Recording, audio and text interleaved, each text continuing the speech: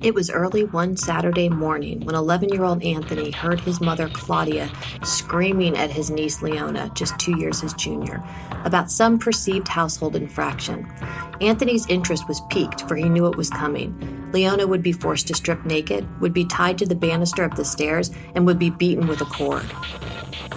As Leona and her twin sister Ramona began to develop, so did Anthony's interest in watching the sadistic and ritualistic beatings. It wouldn't be long before Anthony's sexual depravity would begin. Welcome to SKB, Dissecting the Serial Killer's Brain. I'm your host, Caroline, a university biology professor and true crime junkie. Thanks for joining me on my quest to understand evil. This is the story of Anthony Sowell, Angry Garrotter, Episode 1, How to Make a Serial Killer.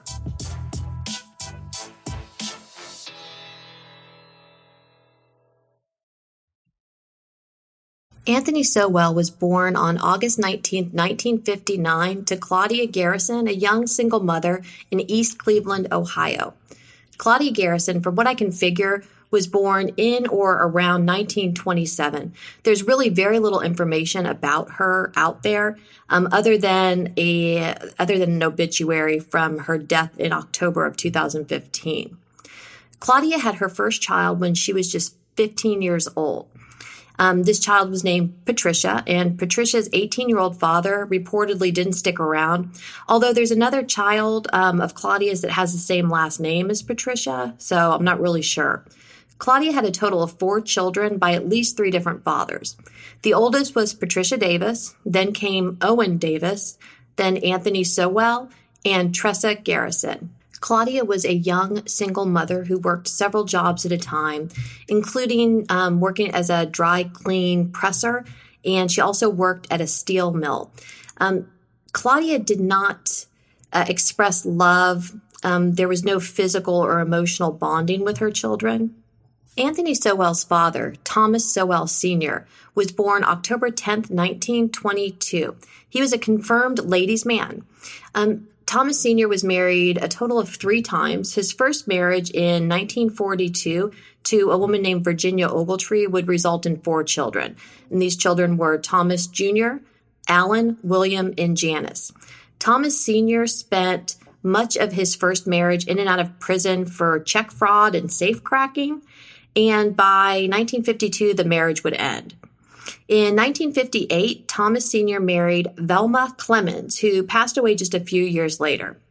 And finally, Thomas Sr. married his 3rd wife, Sigourney Henderson, who was 18 years his junior, in 1972.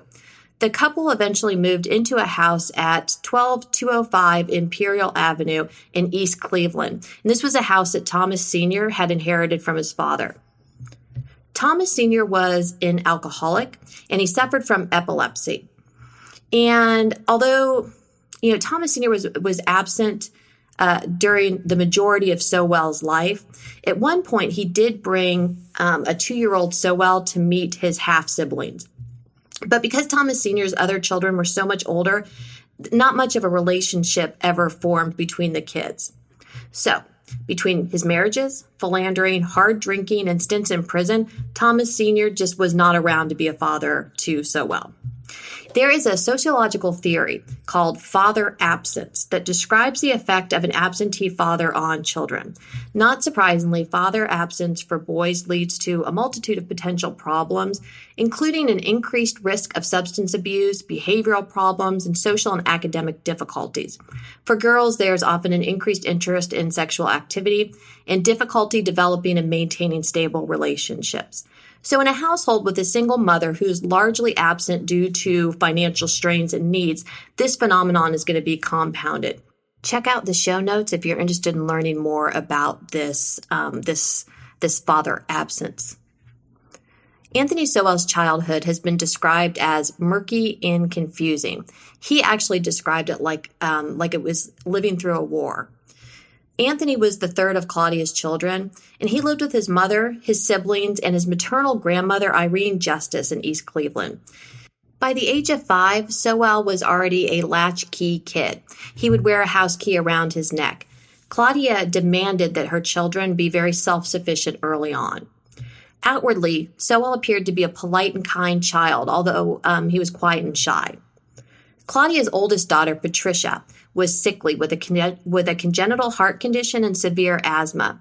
Doctors told Patricia not to have children, but by age 18, Patricia had 5.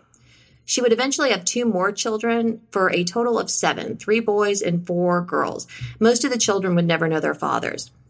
She had a set of twins who were born conjoined, and most of her children were born with some sort of birth defect. So Patricia's children included the oldest boy, Robin, Owen, not to be confused with Claudia's son, Owen, the twins, Leona and Ramona, Monica, Renee, and then the youngest, Jessie Darnell.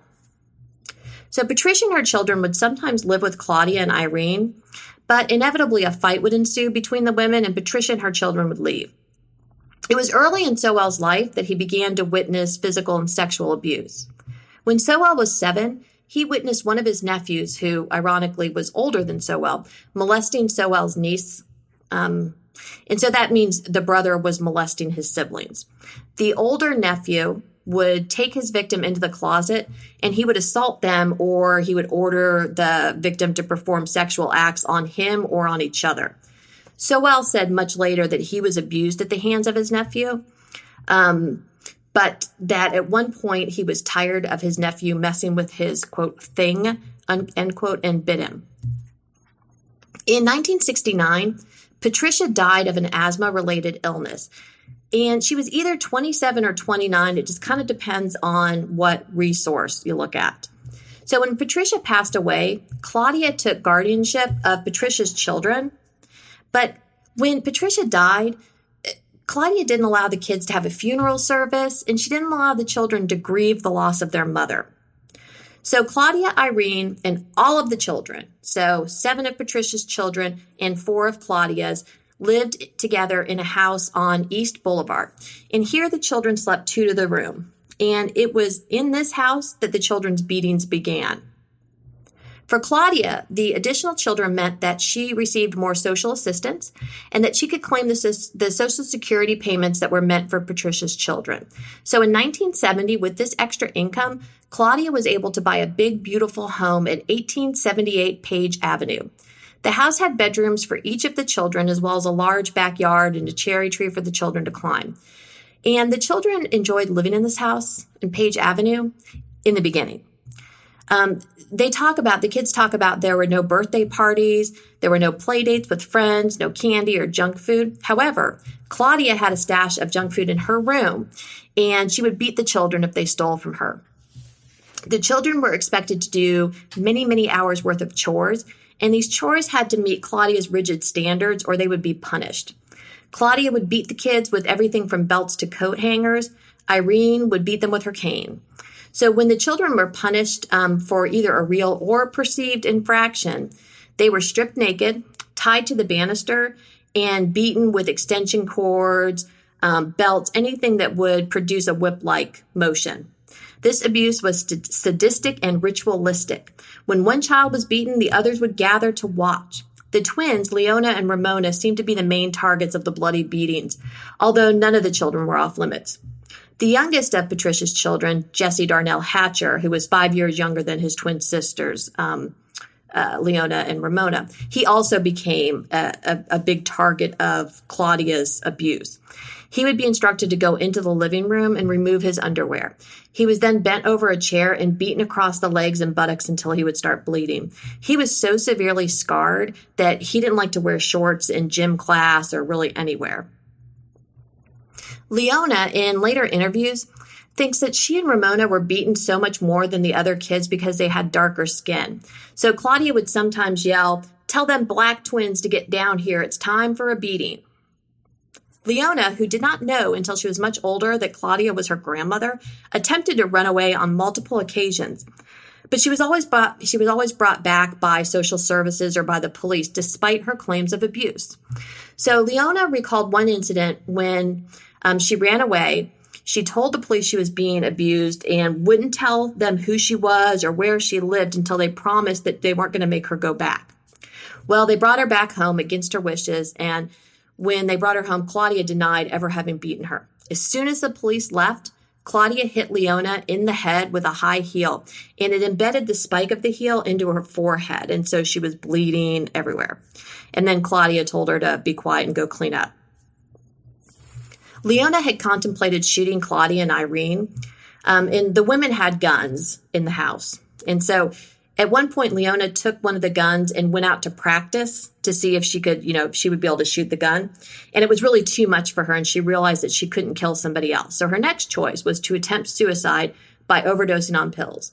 Well, this simply landed her in the hospital for a brief period, and then she was greeted when she got back home with a beating. Eventually, Leona came to what was the plan that finally got her out of there when she decided to set fire to the house. And she did this in hopes that she would be arrested and then finally free of Claudia and Irene. And this landed her in a mental health facility where she felt like she could be safe finally. So let's listen to what Leona said years later about running away.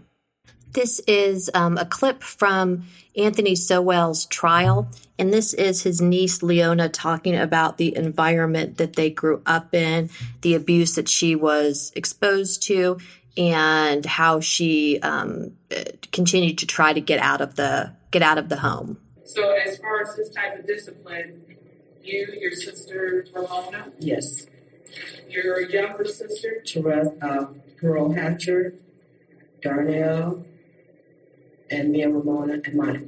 All right. So you were the only ones that got that type of discipline, correct? Yes. And while this was going on, what were you thinking? Nothing. I just hated it though. We had to walk around on pins and needles when they come in, try to stay out of their way. And so while all of this was going on, so Anthony, he wasn't somewhere hiding in the corner, was he? No. All right. He was actually watching this. Yes, he was. And you said as far as his discipline, it could take place anywhere from morning, afternoon to 2, 3 o'clock in the morning, correct? Yes, yes. And you would have to go to school the next day or later on that day. Yes. And you explained to us or described for us a time that you actually took some pills to school, correct? Yes, I did. All right. And did you ever take those pills? No. All right. And so when you were taking these pills, what were you going to do with them? I thought they would take me out the house. That's why I took them to school. Okay. So you actually wanted to harm yourself. No, I didn't want to harm myself. I didn't want to take the pills. I just wanted somebody to give me some attention so I can get out the house. All right. So your intent wasn't to Hurt take myself. the pills Right. to hurt yourself, commit suicide, and attempt, No. but in hopes of getting yourself out of that house. Yes. All right. And as it relates to taking the pills, is it fair to say that setting those fires, that was your same reason for setting the fires to get out the house? Yes. All right. And in fact, when you went to the juvenile detention center, based upon our conversation, is it fair to say that any time you were about to be released, you did something else to keep you there? No, not at the detention center at Sagamore Hills. Okay. At Sagamore Hills. Yes. What about at the detention center? When I went to court and the judge started yelling at Gertrude, and I guess I told my story to her, and I never went back. They sent me over to Messenbaum Children's Center. All right. So when you left that house at the age of 12 years old, Yes. when you left that house, is it fair to say that you never went back? No. All right. And so from the juvenile detention center, you went to the Metzenbaum Center. Yes, I did. All right. Now, did you want to go back to the house? Never. All right. So were you okay with going to the Metzenbaum Oh, I Center? loved it. What did you like about it? I mean, it was kids that had troubles like I had, but the kids got to talk to each other. It was real nice. Right. So again, it was anything to get away from that household on page after. That's right.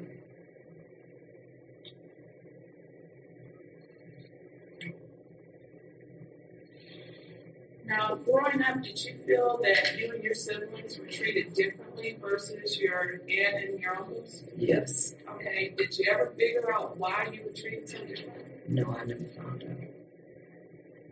But clearly, it was a distinction between the treatment that you received versus your aunt and uncle, right? Yes. All right. Yes. And this was a household that was, you had lots of food teeth. Yes. All right. The house was always clean because you and your siblings made sure of that, correct? Yes. All right. As it relates to these household chores, did you ever see your uncle and your aunt? Did they have their responsibilities as chores? Anthony did, but Tress, she was too little. Okay. Yes. And when you say Anthony, what were his chores? I'm not sure. Okay. But he had chores as well? Yes, he did. Did you ever see him being disciplined by his mom or grandmother? No, never. Never saw him getting a whipping? No. Never tied up, No. naked? Nothing like that? Not even a belt? No. Switch? No.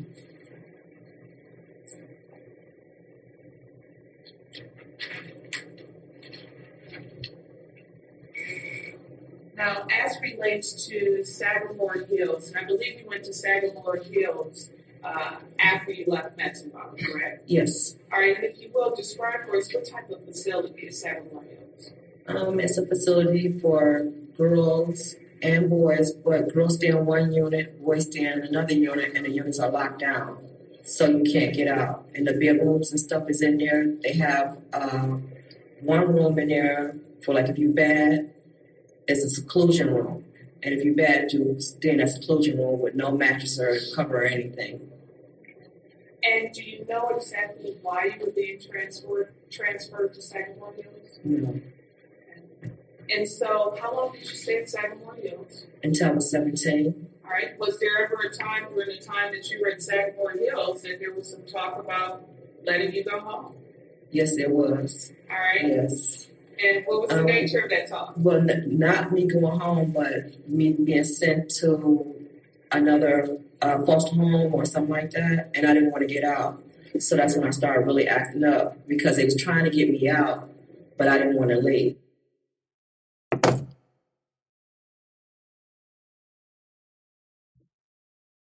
Tressa, Sowell's half-sister and his junior by 7 years, remembered the environment very differently. She actually thought it was Irene who administered the beatings for the most part. Sowell described being asleep one night when his mother came in and started beating him with a cord. Years later, as Claudia was ill and dying, she corroborated this story. In another incident, Sowell describes a time when Claudia hit him in the head with a hammer. He also accused his mother of making him play with dolls and calling him dumb and useless.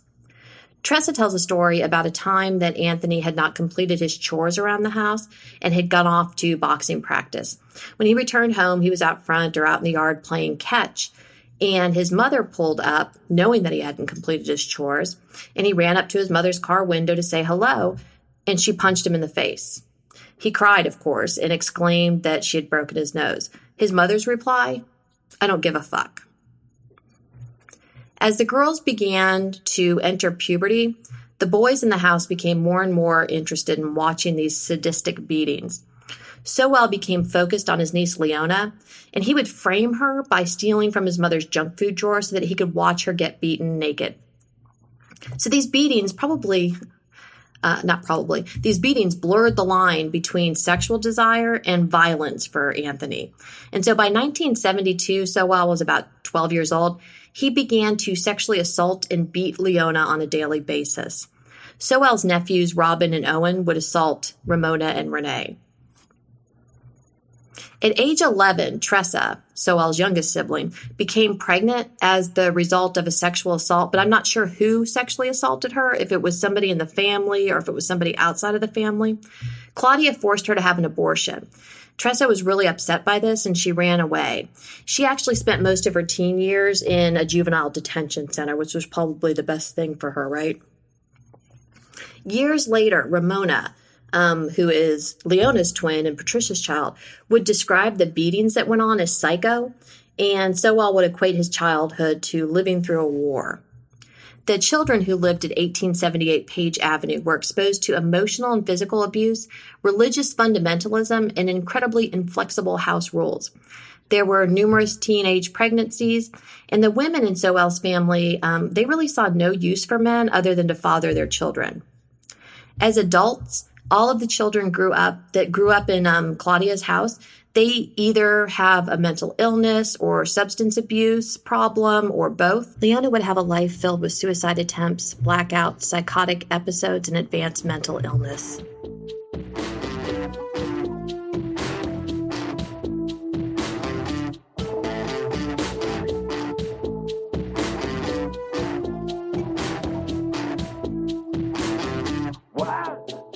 I run, I should know better. It was dark, and I was in love, or whatever. It could have meant to be, it could be meant to be, it should be meant to be, just you and me, why did I?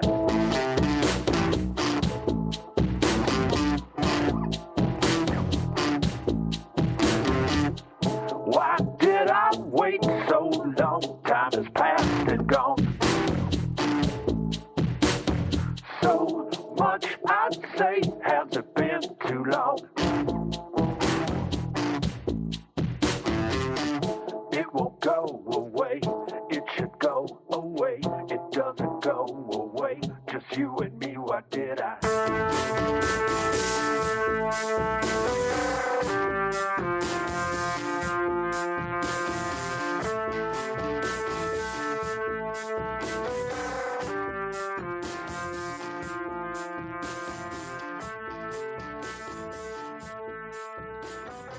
What are the effects of physical and sexual abuse on children? Well, let's start with the fact that Claudia didn't hug her children or Patricia's children. She didn't tell them that she loved them, nor was she really around much because she had to work long hours. When she was around, she was abusive, not nurturing at all. So did Anthony, does he have reactive attachment disorder? RAD seems to be an excellent predictor of psychopathy. Jay Pullen, who is the executive director of the Attachment Healing Center in Albuquerque, stated, quote, "If you see a serial killer, chances are very strong they were an RAD kid," end quote. So there are a number of serial killers who are thought to have had RAD. Dahmer, Bundy, Manson, Son of Sam, just to name a few. So reactive attachment disorder in adults. If it's untreated, it will manifest itself in these ways: detachment, withdrawal from connections, inability to develop and maintain significant relationships, romantic or otherwise, inability to show affection, resistance to giving and receiving love despite craving it, control issues, anger problems, impulsivity, sense of distrust, inability to fully grasp emotions, feelings of loneliness and emptiness, lack of a sense of belonging. And RAD can lead to mental health issues, including anxiety disorders, depressive disorders, dissociative disorders, and personality disorders. So studies have shown that children with childhood maltreatment exhibit the following changes in their brain. So maltreatment was associated with decreased centrality in regions involving emotional regulation and the ability to accurately attribute thoughts or intentions to others. And they also had enhanced centrality in regions involving internal emotional perception, self-referential thinking, and self-awareness. So basically, the areas of the brain that are in charge of regulating your emotions, keeping your impulses at bay, and being able to empathize or connect emotionally with other people, as well as having some ability to reflect on who you are and what you're doing. All of these areas are damaged by childhood maltreatment. Often, children who grow up in households with lots of physical and sexual abuse will have higher rates of post-traumatic stress disorder. So kids that were sexually abused, between 42 and 90% of them will have issues with PTSD. If a kid witnesses domestic violence, between 50 and 100% of them develop PTSD. Physical abuse, about 50%. One of the other things that can happen in environments where children are not being treated properly, they can have a dysregulation of something called the limbic, hypothalamic, pituitary, adrenal axis, right? And you're like, what? So in traumatized children, there is an increase in something called, it's called CRH, which is corticotropin releasing hormone. And what that hormone does, so it's part of the fight or flight response, right? And so you know that anytime you're scared, you're angry, whatever, that your body responds in this fight or flight manner, right? So your heart rate starts to increase, the force of your contractions of your heart, like it feels like your heart's going to pound out of your chest, right? And your respiratory rate will increase. All these kinds of things to get you into a physical state where you can either stay and fight or you can run. Okay, so the limbic, hypothalamic, pituitary, adrenal axis is part of that fight or flight system. So in children who are traumatized, they'll have increased levels of this corticotropin releasing hormone. And what is that? Well, what that does is eventually it will lead to the release of that pesky stress hormone, cortisol, right? So cortisol is it's made by, the adrenal glands, which are those little tiny little hat-like structures that sit on top of the kidneys. And the adrenal glands, they make the medulla part, the center part, makes epinephrine and norepinephrine, which are, your body's normal or your body's natural speed. And the outer part of the adrenal glands, called the adrenal cortex, they make a few different hormones. They make aldosterone, which helps regulate potassium and sodium and water, fluid balance, blood pressure, this kind of thing. And cortisol, which cortisol is a stress hormone. And cortisol levels, when you have high cortisol levels, think about Sandy the squirrel from SpongeBob SquarePants. When she was getting ready to hibernate, what happened to her? She put on a whole bunch of weight, packed on all this fat to get ready for this really stressful situation. And one of the things that allowed her to do that was high levels of cortisol. Okay. So this increased CRH and cortisol in traumatized children is the opposite of what you see in an adult that's traumatized. Okay, so childhood exposure to trauma can result in increased levels of cortisol at the onset of that trauma, which will, in return, cause hypertrophy of the pituitary gland. So what's hypertrophy? It means it increases in size. The cells will get bigger, and so they secrete more cortisol. So the brain then adapts by downregulating the receptors for corticotropin releasing hormone, and then cortisol. So what happens is their system stays primed, and this leads to hyper-response. So in somebody who has post-traumatic stress disorder, one of the things that you're going to see, child, adult, whatever, is a very high startle reflex, right? So you'll walk up on somebody and put your hand on their shoulder, and they jump like you just threw a ghost at them, right? So that's because that limbic, hypothalamic, pituitary axis, fight or flight system is on high alert all the time. High alert all the time. So it stays in this hyper response sort of way, so that and it's a protective function. But over the long term, it causes a lot of damage. One of the other things that you see in children who have undergone, childhood maltreatment is they'll have low serotonin function. And so, dopamine is that feel-good hormone. Well, serotonin is one of those hormones that runs that is produced in similar areas as dopamine. And low serotonin function is associated with suicidal and aggressive behavior in children. And chronic stress seems to lead to a decrease in serotonin levels in the medial prefrontal cortex. So the medial prefrontal cortex is that place in the brain that is not fully developed until you're about 25 years old. And that medial prefrontal cortex is the part that is impulse control. It allows you to attach things to your responses. Okay. So decreased serotonin levels in the medial prefrontal cortex, in the amygdala. And the amygdala is that first little guy in your brain, and there's two of them, that gets stimulated in a fight or flight situation. Okay, so the amygdala will interpret. So it'll bring in visual information that startles you, auditory information, smell information that triggers the fight or flight response.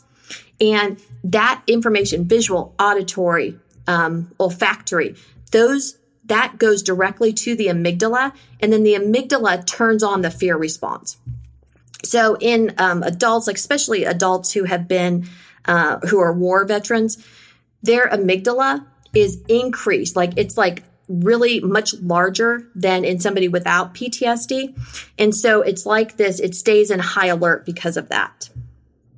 So this decrease in serotonin levels in these areas, in the medial prefrontal cortex, the amygdala, in an area called the nucleus accumbens, and the lateral hypothalamus, will result in something called learned helplessness, right? So then the final piece of this is epigenetics. And so what's epigenetics? If you want to know lots about epigenetics and the kind of transgenerational effect of epigenetics, watch James Fallon. Watch Dr. James Fallon's YouTube videos. Not Jimmy Fallon, the comedian, but James Fallon. I've got a link to it, or I embedded it on my website at www.skbpod.com. But James Fallon talks a lot about the epigenetic changes that occur when a child is exposed to violence. And so he talks about these epigenetic modifications of gene expression that can occur during your lifetime. And these changes in gene expression can be passed down through generations. Okay. So we got a lot of stuff going on with that can occur as a result of childhood maltreatment. But let's talk about a little bit more. So we talked about the medial prefrontal cortex, right? So the medial prefrontal cortex, researchers have found that higher scores on the childhood trauma questionnaire. So the childhood trauma questionnaire is a questionnaire that just kind of measures the amount and the types of childhood trauma an individual was exposed to. So they found that higher scores on the childhood trauma questionnaire is negatively correlated to the resting state of the medial prefrontal cortex. So what does that mean? That means that the more childhood trauma, the more you stay in a heightened sense of fear, because the medial prefrontal cortex helps to extinguish fear. The prefrontal cortex, in violent offenders and murderers, they have reduced glucose metabolism. So what the heck does that mean? That means that area is not as active in somebody who is not violent. In an antisocial individual, they'll have reduced gray matter in the frontal lobe. And so gray matter, your nervous system has two types of tissue. There's gray matter and white matter. And the difference between these two is in the brain, white matter is kind of on the inside of your brain and the gray matter is on the outside. Gray matter is unmyelinated. And so that just means that it doesn't have a coating around it that helps to speed up signals and that sort of thing. Okay. What else? So the orbitofrontal cortex, which is kind of near the medial prefrontal cortex, damage to this orbitofrontal cortex can lead to an increase in risky behavior. And along with that increase in risky behavior comes an absence of anxiety about the behavior. So think about this. Think about, and this is no offense to teenage boys. I have one. I have an 18-year-old son. And think about how 18-year-old boys act. 17-year-old boys, 16-year-old boys. It's not because they're dumb. You think it is, but it's not. It's because this orbitofrontal cortex is not fully developed. And so, teenage boys are just riddled with testosterone. Yeah. And so testosterone gets them all amped up to do stupid, crazy things. And so they engage in these risky behaviors, but they're not worried about how that behavior is going to affect them later. And so that's one of the reasons, if you have a teenage boy and a teenage girl and you put them both on your car insurance, the teenage boys are going to be more to insure. And it's not because they get in more accidents than the girls do. It's a different type of accident. Teenage boys tend to get in giant crashes, because they're driving super fast. Teenage girls tend to get in fender benders and that sort of thing. And that's also why car insurance drops when you're 25, because that rest of that brain is fully developed. Okay. So childhood trauma or maltreatment can lead to an adult that has lower activity in an area of their brain called the temporal pole. And a reduction in volume in this area is found in people who are aggressive or have personality disorders. Offenders who were victims of child abuse, psychopaths, and antisocial and violent individuals show reduced function in their right temporal cortex. So the temporal cortex is just the temporal lobe of the brain. And of course, there's two because your brain is, symmetrical.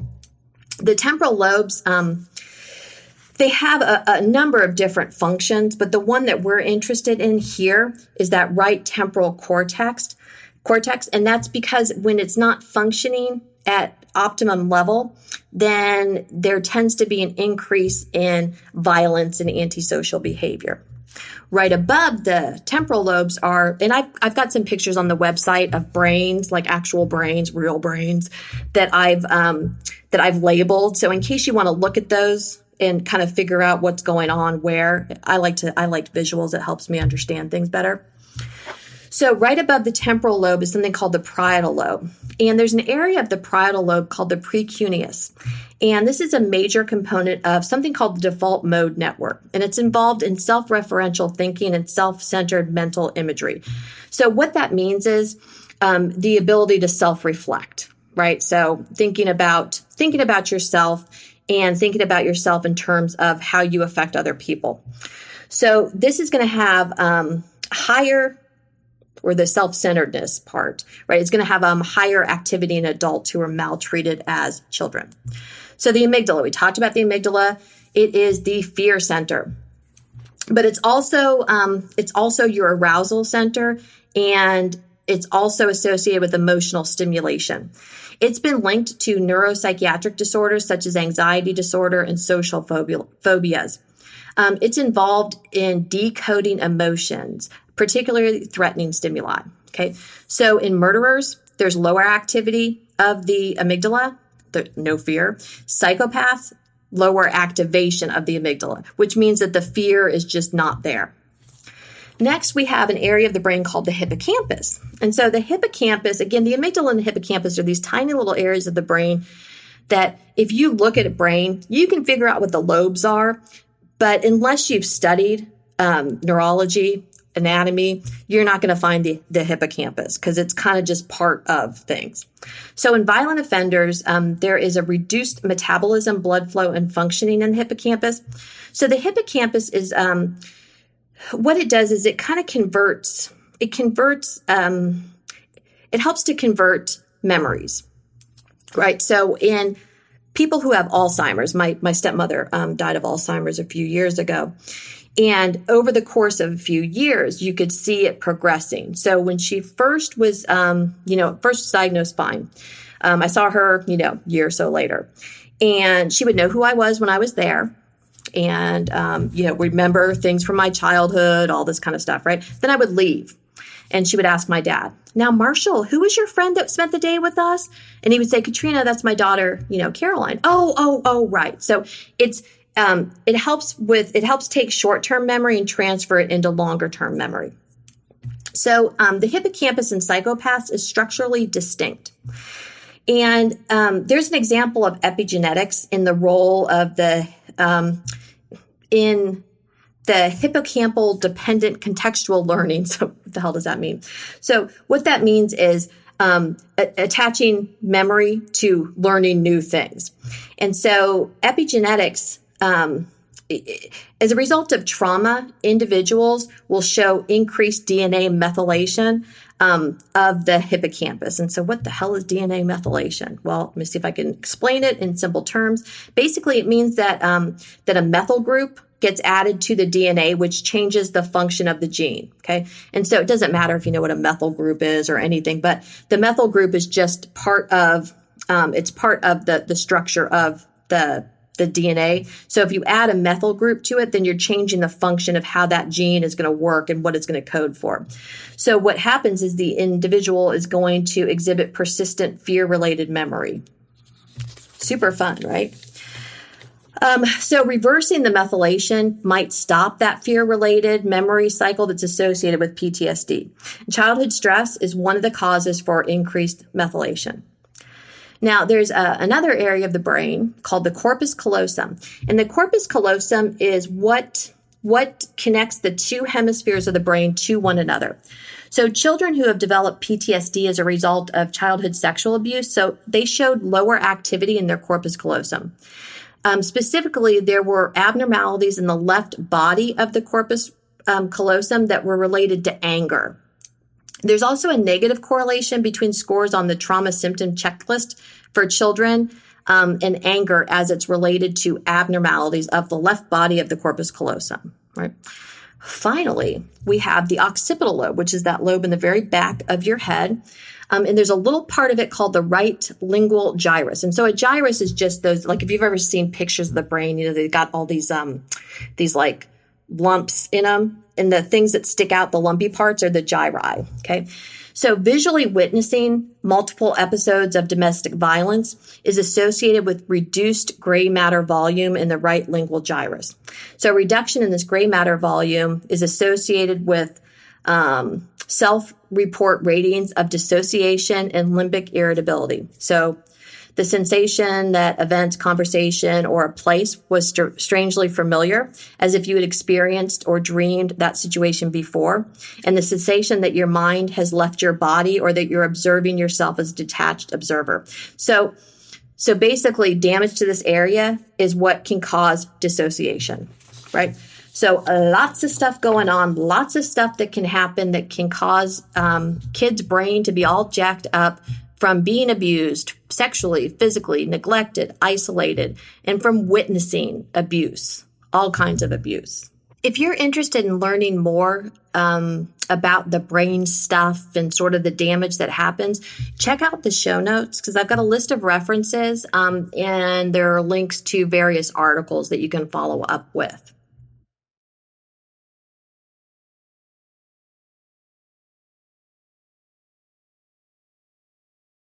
So in addition to the biological and psychological damage that Sowell endured from his childhood, he was not able to ever form healthy bonds with women. Sowell attended H. Kirk Junior High School.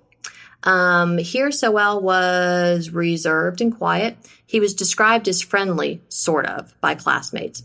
Although he did poorly academically, Sowell loved school and he rarely missed a day. He tried a bunch of sports, golf, swimming, diving, but wasn't very good at any of them. He did learn how to play chess from his science teacher, and he got to be pretty good at it. He even played cello for a little while.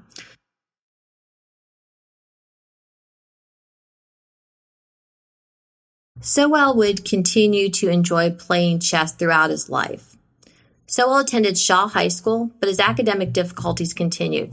He wasn't athletic, but he played pickup basketball in the neighborhood, where he was teased a lot for being shy and not good with girls. Sowell said of the teasing, quote, "Because I was quiet and, all to myself sometimes, I just wasn't used to really associating with a lot of the other kids from the slums," end quote. Eventually, he quit high school in 1976. In his sexual predator evaluation report from September of 2005, Sowell stated that when he was 16, he hit his head on a light pole while playing football and had amnesia for 2 days. In the year or so after Sowell quit high school, he was arrested for shoplifting, domestic violence, drunk and disorderly, breaking and entering, and minor assault. He also met his first girlfriend, Twyla Austin. Twyla thought Sowell seemed nice, and they began dating. She recalled that he treated her very nicely and that he spent much of his free time boxing for the Police Athletic League. So, I don't know, did he get a little brain injury, a little CTE? Who knows? Twyla also later stated that she thought Claudia was a hoarder, but it seems that Claudia's preferred item to hoard was like formal dresses, so I'm not sure if she was a hoarder. No doubt you are familiar with the McDonald triad. In 1963, forensic psychiatrist J.M. McDonald identified 3 characteristics, a so-called triad of evil, exhibited by 48 of his most sadistic patients. These are bedwetting past age 5, pyromania, and animal cruelty. Over the decades, the validity of this McDonald triad has been largely debunked as the definitive predictor of violence. Instead, most people agree that the road to serial killer psychopathy is going to be really complex and has a lot of layers to it. So most serial killers exhibit some combination of the following: childhood physical and or sexual abuse, isolation and or neglect, a genetic predisposition towards addiction, an inability to feel empathy, lack of impulse control, lack of feelings of responsibility, and or an interest in engagement in voyeurism. Then, if you sprinkle a little head injury into the proverbial stew of predictors, and you've got the potential for a real problem. So again, you can see the show notes for a list of references about this, serial killer psychopathy.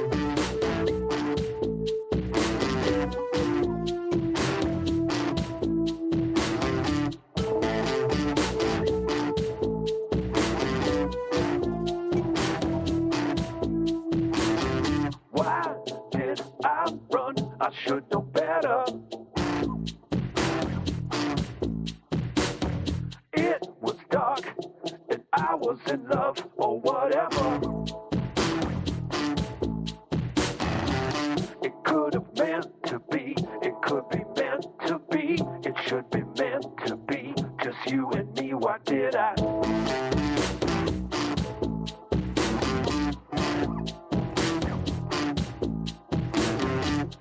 Why did I wait so long? Time has passed and gone. Sowell spent 7 years in the military. He had originally signed the recruitment papers to join the Army, but then decided to join the Marines instead.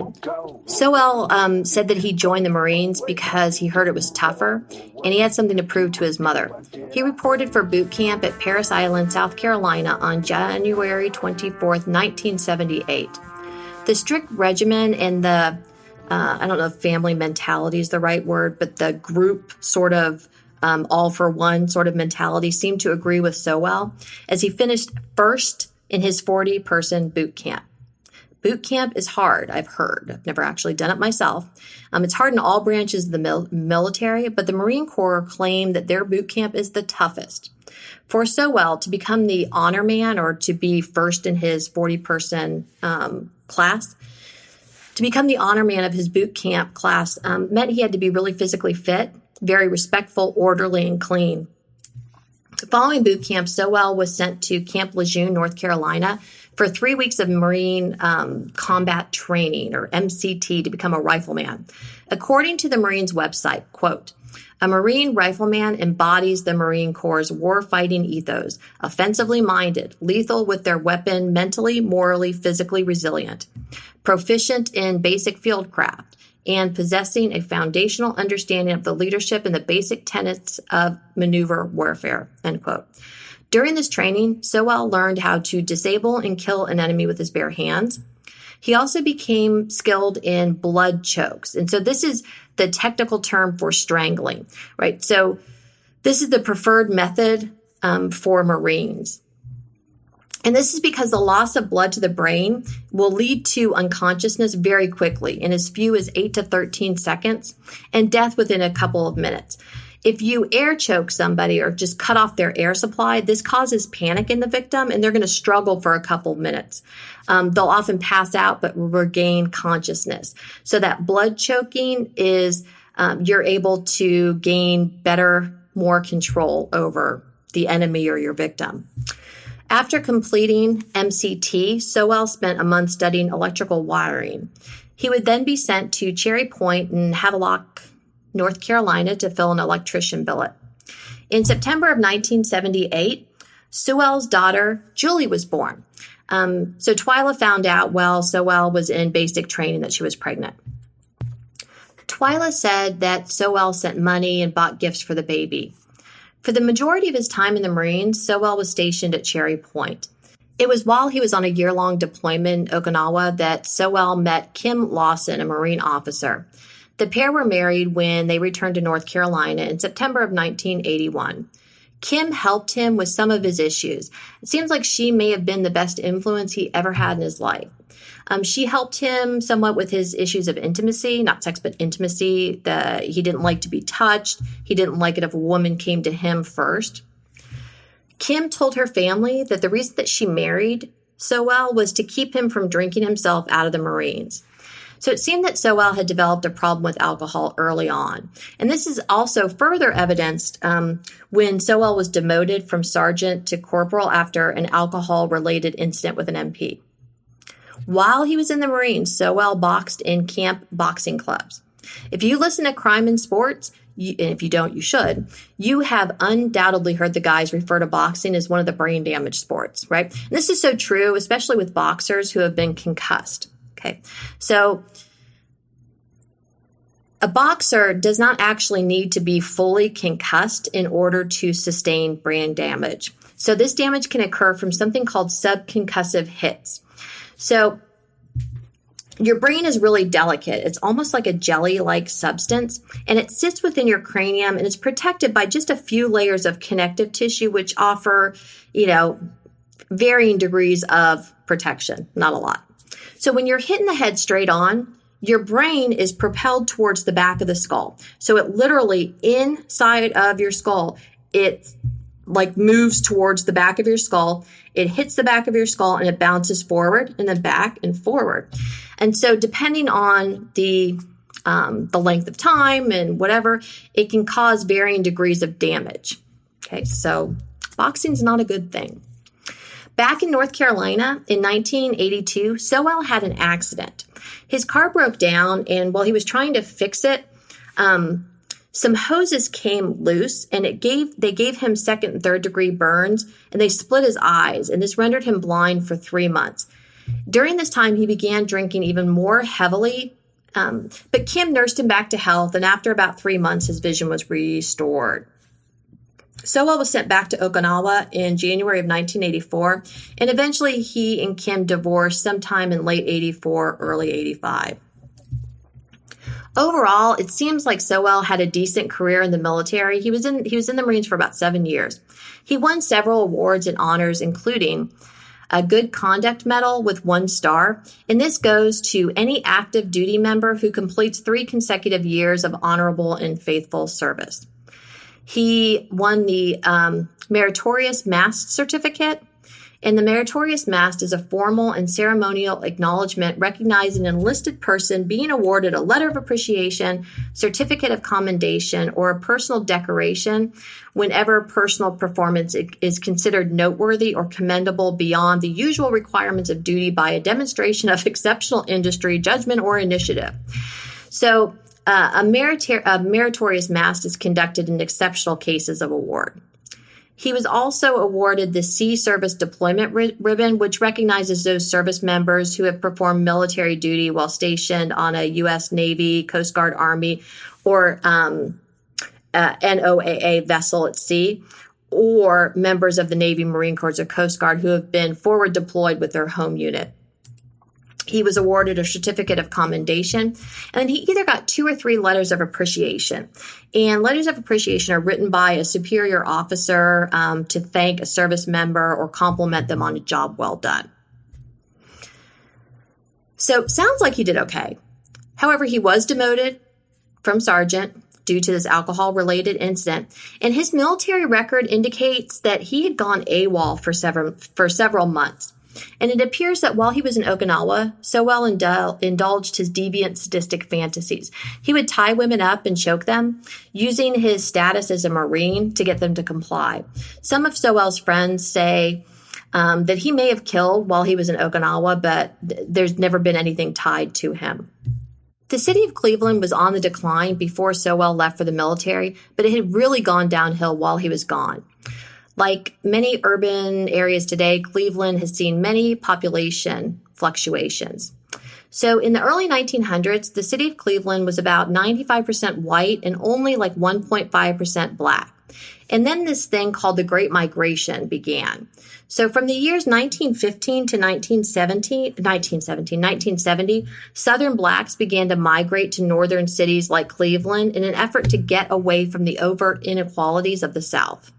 In 1910, 90% of African Americans lived in the South. But during this 55-year Great Migration, 6 million blacks left the South.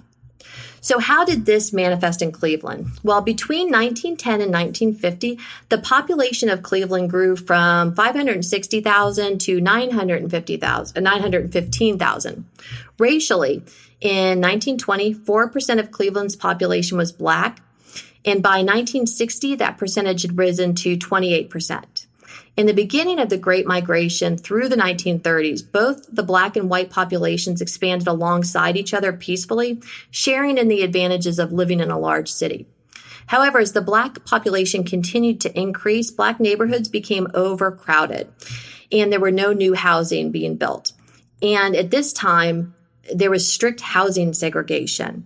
It's hard to imagine housing segregation, right? But as both the black and white populations grew, so did these racial frictions. And so the whites began to move out of the central city and eventually moved into the suburbs. By the 1950s, the population of Cleveland then was about 900,000, had begun to decline, but the black population had increased to about 17%. By the 1970s, manufacturing in Cleveland was on a steep decline, which paved the way for inner city poverty and crime. By 1990, the population had decreased to 500,000, with a black population of about 47%. By 2010, the population had decreased to 400,000, with a black population of 53%. Okay, so there's a reason I'm telling you all of this stuff. So while population shrunk and poverty grew in Cleveland, an inner city epidemic had appeared. So by the late 1970s, cocaine was like saturating the U.S.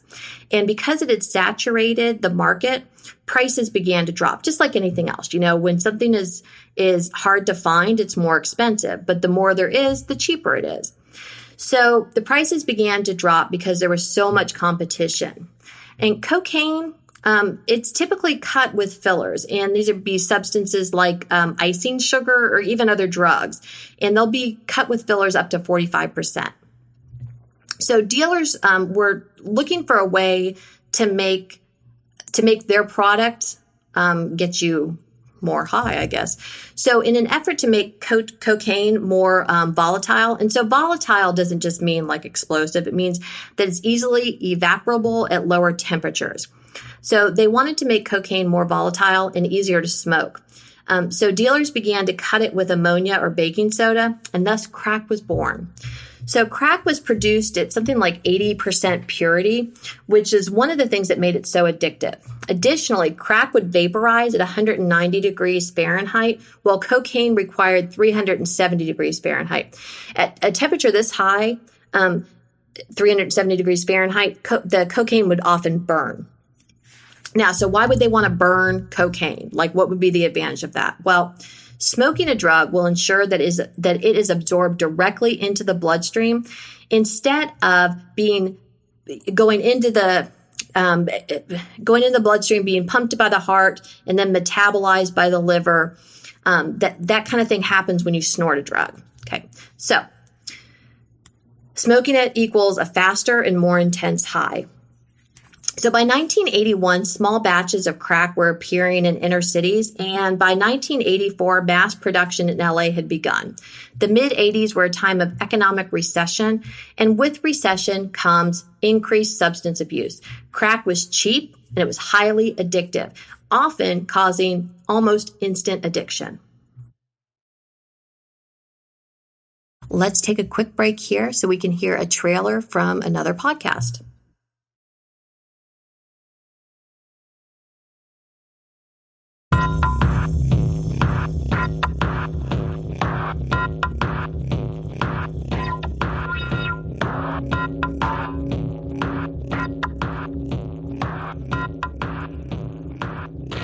Do you hear the ocean beckon to you? Does your love of boats know no bounds? Are you a true crime devotee? If you answered yes to any of these questions, this is the podcast for you. Join me, Caroline, and my co-host Stan as we discuss well-known and not so well-known murders, mysteries, and disappearances on the oceans, lakes, and rivers all over the world.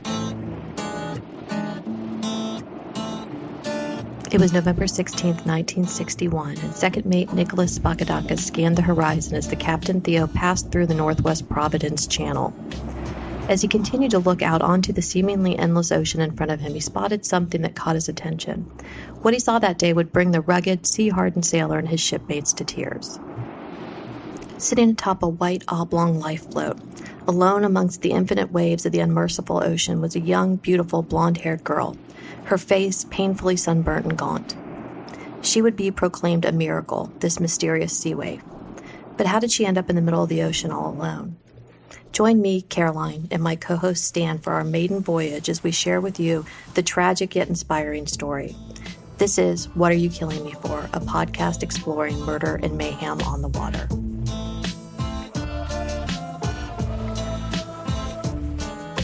What Are You Killing Me For is a bi-weekly podcast in collaboration with Boat Unlimited, your one-stop internet hub for anything that your water-obsessed soul may want or need. Follow the podcast on most of your social media platforms at Water Killing, or visit our website at www.water, WATERUYOU, killing me for FOR.com. Don't forget to subscribe to What Are You Killing Me For on your favorite podcast app. I also encourage you to subscribe to my other true crime podcast, SKB, Dissecting the Serial Killer's Brain.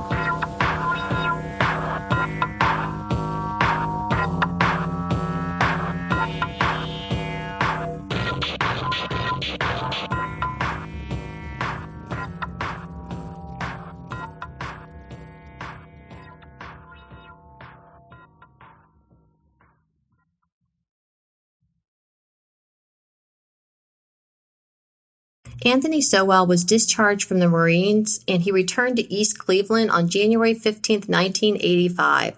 Upon his return, he saw that extreme poverty and a crack epidemic had begun to plague his hometown.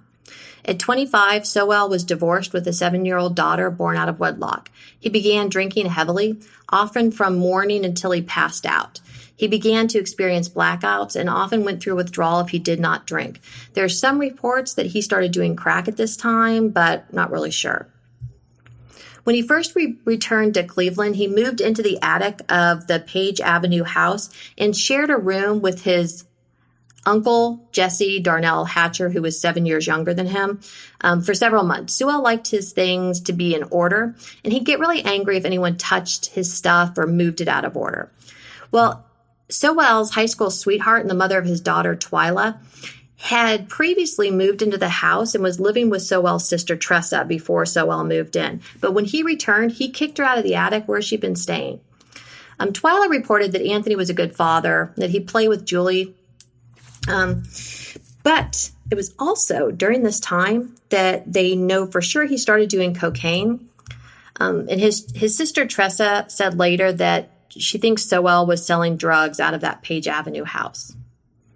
Sowell was arrested in 1988 on a domestic violence charge, and he spent 8 days in jail. Well, he was also violent outside of the home. Once he was really drunk, and he hit a girl who was being aggressive with his sister, Tressa. Between 1986 and 1989, Sowell was arrested multiple times for a number of reasons, and he had started smoking crack. So he was arrested for disorderly conduct, possession, public intoxication. But that's just the beginning. On July 22nd, 1989, Melvette Sockwell was driving her boyfriend's Cadillac. Her boyfriend happened to be a local drug dealer. And she was driving his Cadillac even though she didn't have a license. She went to meet her boyfriend at a hotel, but once she got there, there were a bunch of police around, so she didn't want to get in any trouble, so she parked the car and left. It was then when she was at a phone booth that she met Anthony Sowell, who offered to give her a ride home. Somehow he got her into his house, and then he assaulted her over and over again, performing oral sex on her and attempting to sodomize her for 12 hours. Eventually, Sowell fell asleep, but only after telling her that he was too tired to kill her right then. Once he was asleep, Melvette climbed out onto the roof, and she was able to get the attention of two women on the sidewalk. Melvette has talked about her experience a number of times since it happened. And I'm going to play a couple of clips here. The first clip is from a movie called Unseen, which you can get like on Amazon and stuff, but it's a really good movie, and it focuses on Sowell's victims, not on Sowell. And so Melvette talks about how she ended up in that horrible situation. The second clip is from a show called Red Right Hand, The Cleveland Strangler, the story of a brutal serial killer and his forgotten victims. So let's listen to what Melvette has to say.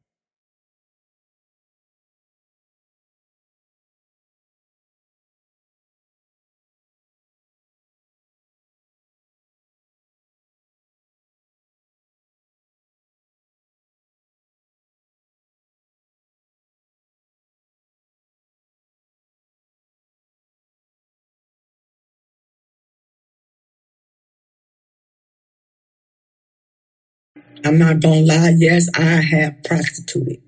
Prostitution has been since Jesus walked. I'm not saying it's right and I'm not saying it's wrong. It's a moral judgment on each individual. Now, when you start taking people against their will, raping them, beating them, robbing them, then I say the hell with you. Had I ever had a conversation with the man previously? No.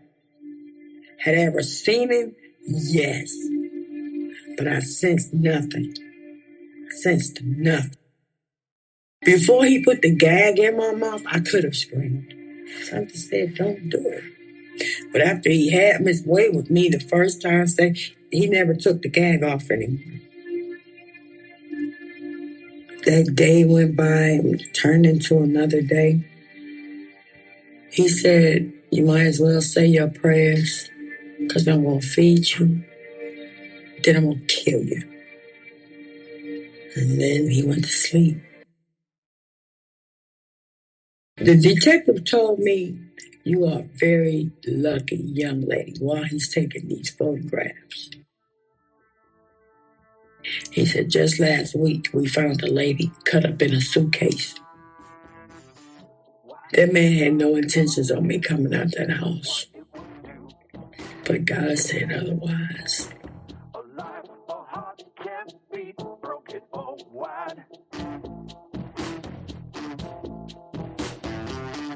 Anywhere it's needed, anywhere I need it, until it's bleeding, just you and me, what did I?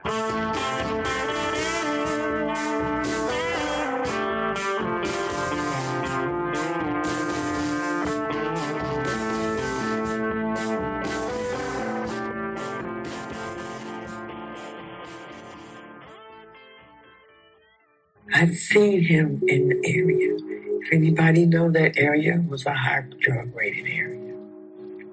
And I would have used his phone.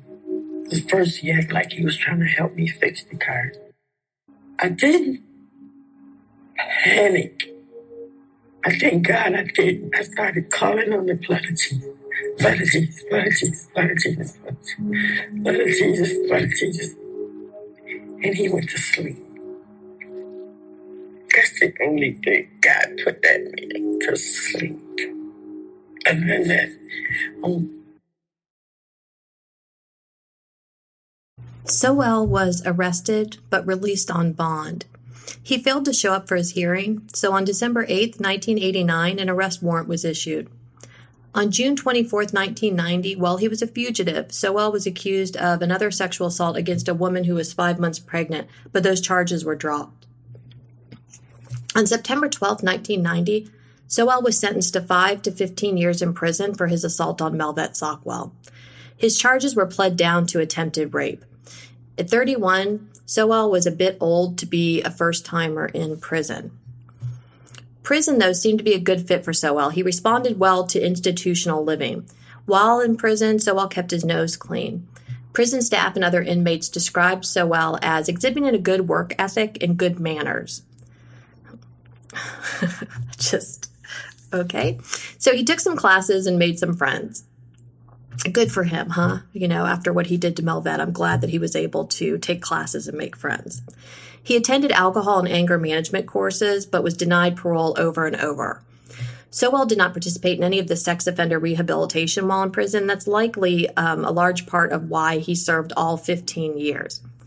At one point, he had signed up for a class, but he wouldn't admit that he committed a sex offense, which is apparently a key component to treatment. He was, by all reports, a model inmate.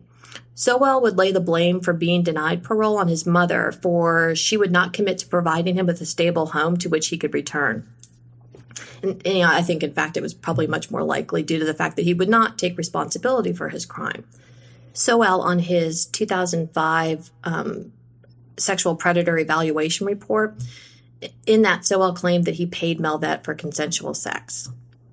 While prisons are filled with individuals that are suffering from mental health and substance abuse issues, Prison can change inmates, and it can exacerbate any underlying problems.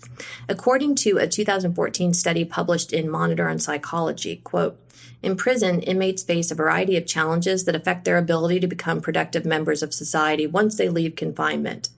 Vocational training and educational programs have not been used as widely as they could be, while reentry programs and other transitions to the community need improving. In addition, imprisonment can create or exacerbate mental health conditions. While at least half of the prisoners have some mental health concerns, about 10% to 25% of U.S. prisoners suffer from some serious mental illness, such as major affective disorders or schizophrenia. That compares with an average rate of about 5% for serious mental illness in the U.S. population in general. Dependence on drugs, alcohol, or both is also very common among prisoners, end quote. Well, on Monday, July 20th, 2005, Sowell was released from prison, and he went back home to East Cleveland.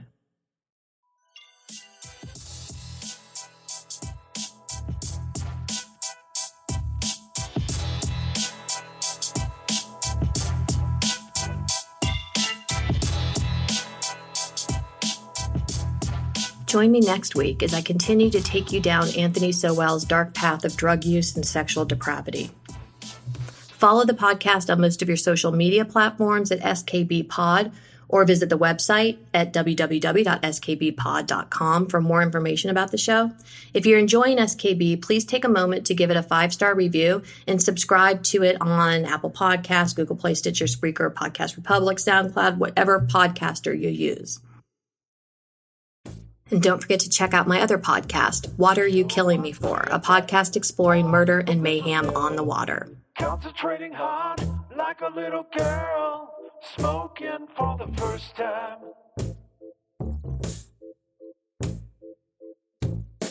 It wasn't a moment, it was a feeling of moving back. I've had nothing like it since, and oh, where did it go? And oh, where did it go? Spent a hard trigger, the atmosphere was filled, a lot of fluid and dirt seems to be traveling face down.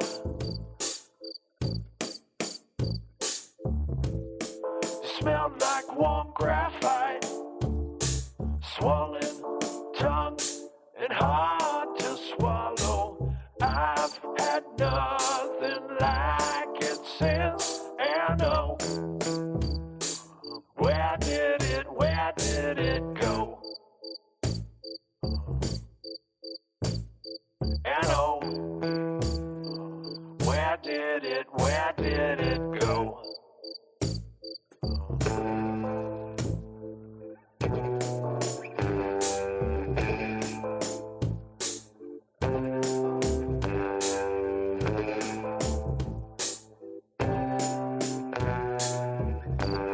I knocked on the window,